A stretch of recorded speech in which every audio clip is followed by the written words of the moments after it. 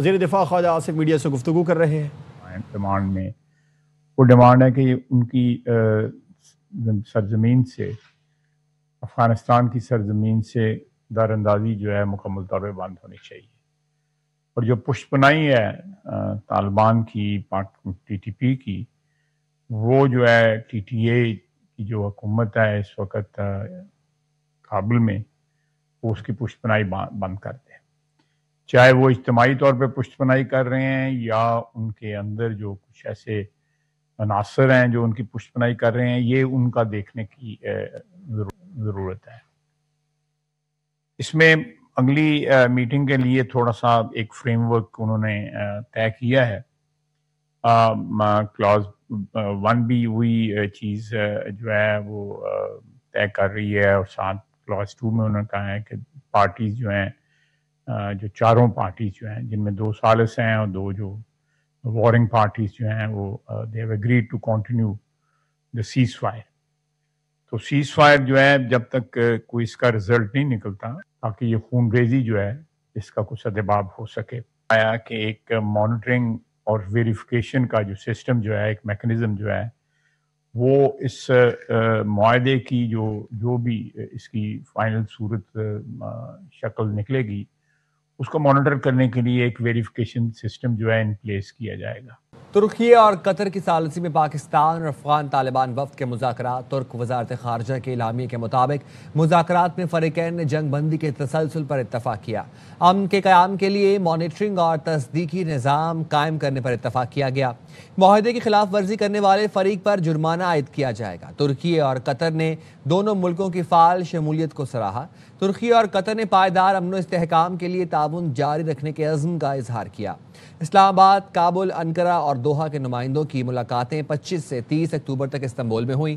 جنگ بندی نفاذ سے متعلق مزید امور 6 نومبر کو استنبول میں اعلیٰ سطحی اجلاس میں طے ہوں گے۔ پاکستان کی اصولی موقف کی جیت ہوئی، امید ہے اب افغان سرزمین پاکستان کے خلاف استعمال نہیں ہوگی۔ وفاقی وزیر اطلاعات عطا تارڑ کہتے ہیں پاکستان کا موقف مضبوط دلائل اور شواہد پر مبنی تھا، جس سے انکار نہیں کیا جا سکتا تھا۔ اب سارا بوجھ افغان رجیم پر ہے۔ وزیر مملکت داخلہ طلال چودھری نے کہا پاکستان اپنے اصولی موقف سے پیچھے نہیں ہٹے گا۔ مستقبل میں کسی بھی جارحیت کا بھرپور جواب دیا جائے گا۔ ترجمان دفتر خارجہ کی بریفنگ، کہا پاکستان ہمیشہ خطے میں امن کا خواہاں رہا ہے، افغانستان سے کسی قسم کی کشیدگی نہیں چاہتا۔ پاکستان نے مثبت اور تعمیری انداز میں مذاکرات میں شرکت کی۔ افغانستان فتنہ خوارج اور فتنہ ہندوستان کے خلاف اقدامات کرے۔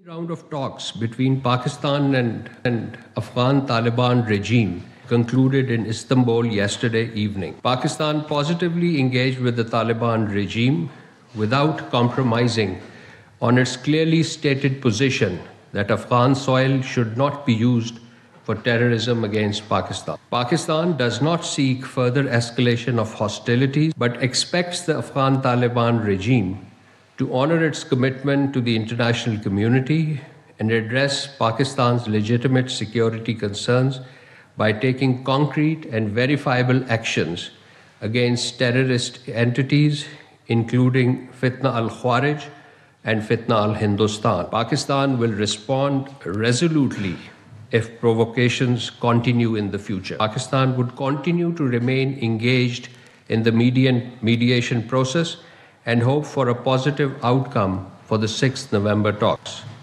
خطے میں امن کی خاطر پاکستان کا بڑا اقدام۔ ثالثوں کی درخواست پر افغان طالبان سے مذاکرات دوبارہ شروع کرنے پر آمادگی ظاہر کی۔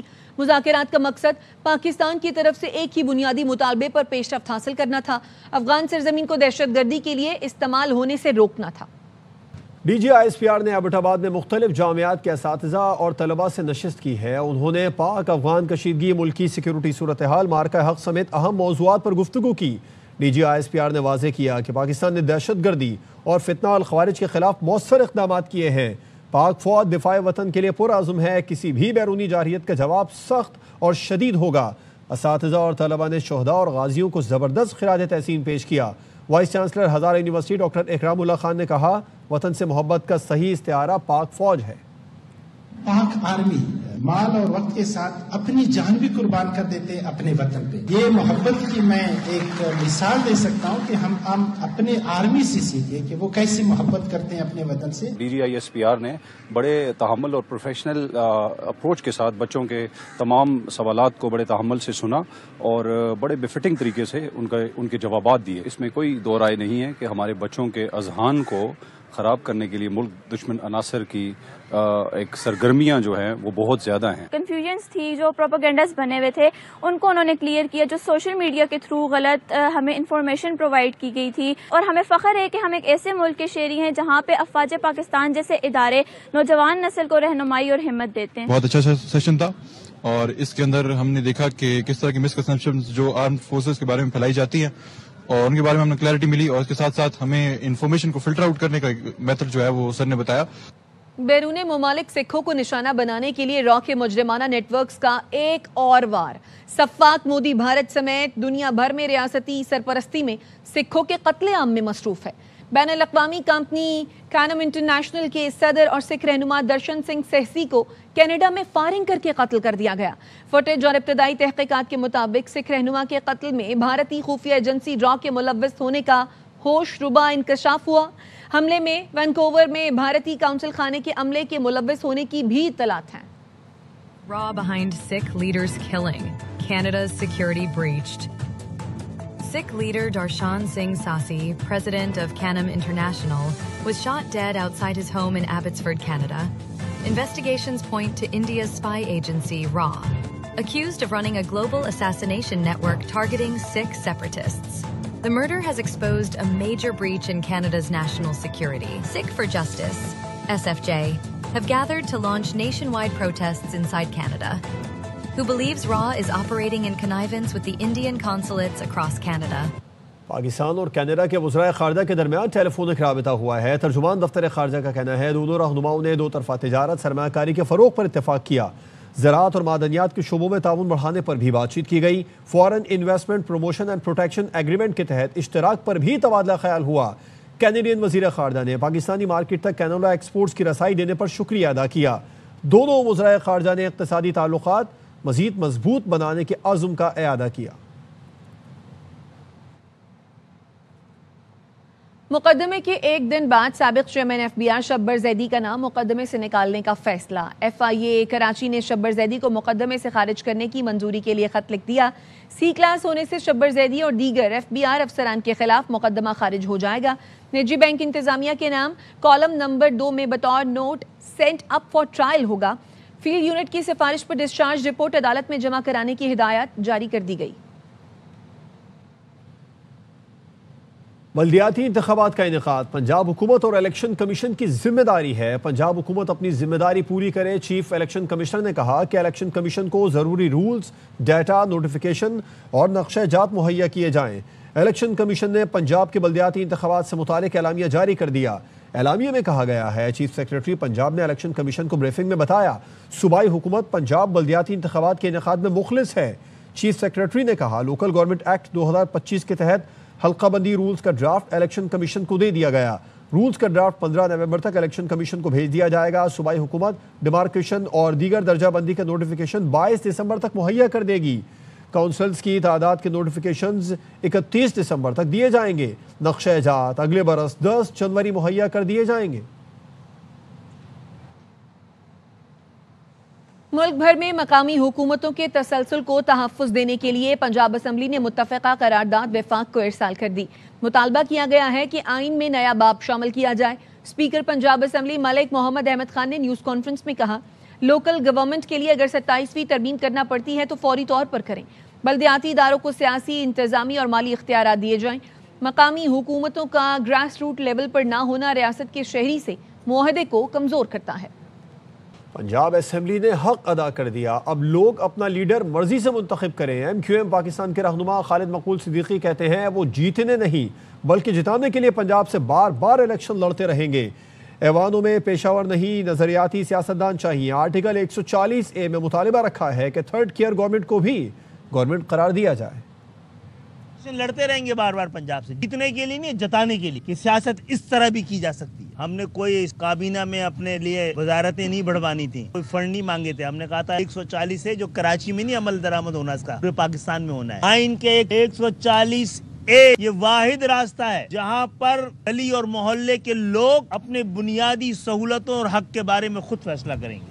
Peoples Party greater Karachi plan 2047 تیار کر رہی ہے.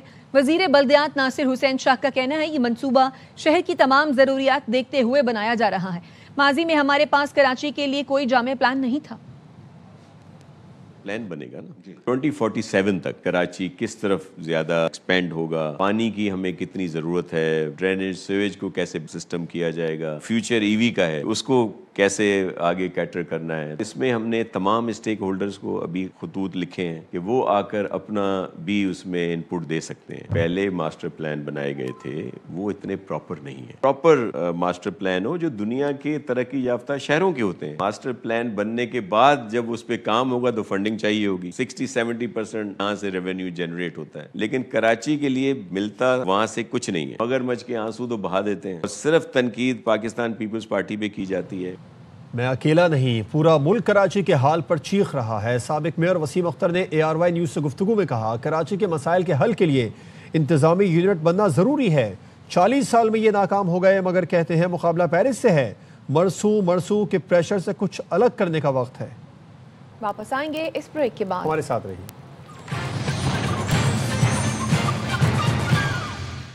Welcome back. کراچی میں ای چالان سسٹم کے ابتدائی 4 روز کے دوران ہیوی گاڑیوں کے 416 چالان کیے گئے جن کا مجموعی جرمانہ 81,60,000 روپے ہے.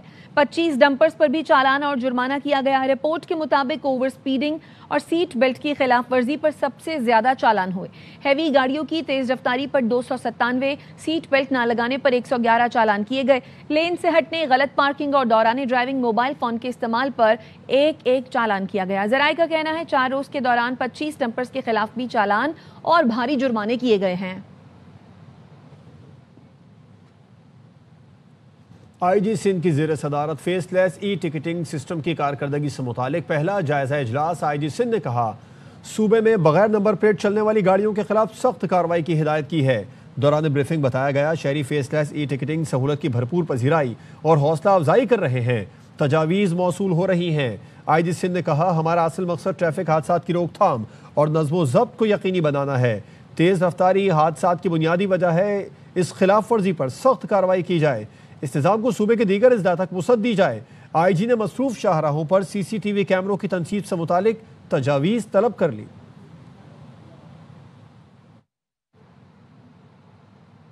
MQM سینیٹر فیصل سبزواری کا ای چالان پر سماجی ویب سائٹ پر رد عمل. وزیر داخلہ سندھ کی گفتگو بتا رہی ہے ای چالان کا نظام ضروری اقدام لیے بغیر تھوپا گیا. فیصل سبزواری کہتے ہیں 3 روز میں کئی ہزار چالان اور رقم کروڑوں میں. کراچی کے مقابلے میں لاہور سڑکوں کی تعمیر اور دیکھ بھال میں بہت بہتر ہے. کراچی کے مقابلے میں لاہور ڈرائیونگ نسبتاً سختی کے معاملے میں بہتر ہے. لاہور میں حکومت نے چالان کی مد میں شہریوں کو مزید عاجز کرنے کا ذریعہ نہیں بنایا. پہلے ہی کراچی میں ٹریفک چالان کی رقم پورے صوبے سے حاصل زرعی ٹیکس سے زیادہ ہے. بانی PTI کے خلاف GHQ حملہ کے سمیت 9 مئی کے 11 مقدمات کی سماعت کا نوٹیفیکیشن منسوخ. پنجاب حکومت نے نیا نوٹیفیکیشن جاری کر دیا. آئندہ سماعت انسداد دہشت گردی عدالت کمپلیکس میں ہوگی. نوٹیفیکیشن کے مطابق اڈیالہ جیل سے بذریعہ ویڈیو لنک بانی PTI کو انسداد دہشت گردی عدالت میں پیش کیا جائے گا. ویڈیو لنک اور سیکیورٹی انتظامات سے متعلق ہدایت جاری کر دی گئی. GHQ حملہ کیس کی سماعت 5 نومبر کو انسداد دہشت گردی کی خصوصی عدالت میں ہوگی. اسلام آباد کی انسداد دہشت گردی عدالت نے سنگجانی جلسہ کیس میں زین قریشی کے ناقابل ضمانت وارنٹ گرفتاری جاری کر دیے. عمر ایوب اور زرتاج گل کے خلاف اشتہاری ہونے کی کارروائی کا آغاز کر دیا گیا. PTI رہنماؤں کے خلاف سنگجانی جلسہ کیس پر سماعت ہوئی. انسداد دہشت گردی عدالت کے جج طاہر عباس سپرا نے سماعت کی. PTI رہنما علی بخاری کی جانب سے حاضری سے استثناء کی درخواست دائر کی گئی جسے عدالت نے منظور کر لیا. PTI رہنماؤں کے خلاف تھانہ سنگجانی میں دہشت گردی کی دفعات کے تحت مقدمہ درج ہے. وزیر اعلیٰ خیبر پختونخوا کی بانی سے ملاقات نہ کرانا بڑی غلطی ہے. اسد عمر کا کہنا ہے کہ جس کے نام پر وہ منتخب ہوئے ان سے ملاقات ضروری ہے. تحریک انصاف کا خوف زدہ گروپ ٹھنڈا پانی پیے افاقہ ہوگا. خواجہ آصف کا بیان حالات کو بہتر نہیں کر سکتا، انہیں فلموں میں سلطان راہی کا کردار دلانا چاہیے۔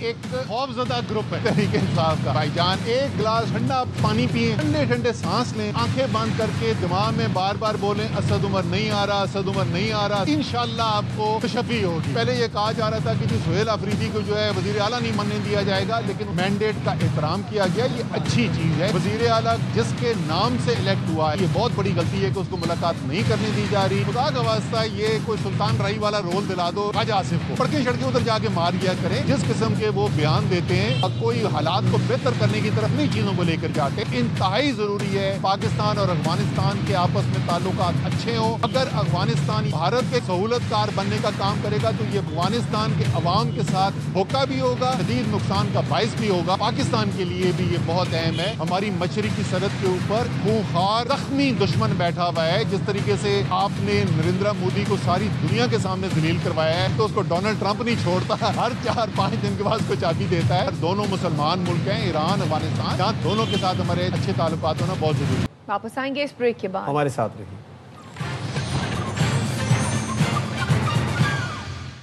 Welcome back. امریکہ اور بھارت کے درمیان 10 سال کا دفاعی معاہدہ طے پا گیا۔ امریکی وزیر جنگ پیٹ ہیگزٹ کا کہنا ہے یہ فریم ورک علاقائی استحکام اور دفاعی ڈیٹرنس کے لیے سنگ بنیاد کی حیثیت رکھتا ہے۔ ایکس پر لکھا معاہدہ بھارت اور امریکہ کے درمیان دفاعی شراکت میں پیش رفت ہے جو علاقائی سلامتی کا سنگ بنیاد ہے۔ دونوں ممالک تعاون، معلومات کی شیئرنگ اور ٹیکنالوجی میں شراکت بڑھائیں گے۔ ہمارے دفاعی تعلقات کبھی اس سے زیادہ مضبوط نہیں رہے۔ روئٹرز کا کہنا ہے بھارت امریکی فوجی سامان خریدنے کا ارادہ رکھتا ہے اور اس معاملے پر بات چیت متوقع ہے۔ ہیگزٹ نے ایکس پر مزید لکھا امریکہ نے چین کو آگاہ کیا ہے کہ وہ اپنے مفادات کا سختی سے دفاع کرے گا اور ہند بحر الکاہل میں طاقت کے توازن کو برقرار رکھے گا۔ انہوں نے متنازع جنوبی بحیرہ چین اور تائیوان کے ارد گرد چینی سرگرمیوں پر تشویش کا اظہار کیا تھا۔ متحدہ عرب امارات کے وزیر اعظم اور دبئی کے حکمران شیخ محمد بن راشد ال مکتوم نے بزرگ خاتون کو راستہ دے کر لوگوں کے دل جیت لیے۔ ویڈیو سوشل میڈیا پر وائرل ہو گئی۔ ویڈیو میں دیکھا جا سکتا ہے شیخ محمد مال میں موجود تھے کہ ایک بزرگ خاتون سامنے آ جاتی ہیں جسے ان کے محافظ روکنے کی کوشش کرتے ہیں، لیکن انہوں نے محافظوں کو روکا اور بزرگ خاتون کو احتراماً راستہ دیا۔ اب تک کے لیے اتنا ہی۔ مزید خبروں اور اپڈیٹس کے لیے دیکھتے رہیے ARY نیوز۔